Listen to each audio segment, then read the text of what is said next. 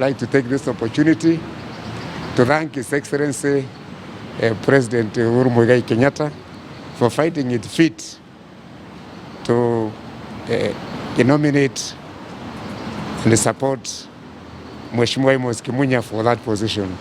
And we are very, very happy that now he is leading our troops on Jubilee in the National Assembly. And you know, we are going through a very interesting time going forward with BBI coming, with the 2022 also ahead.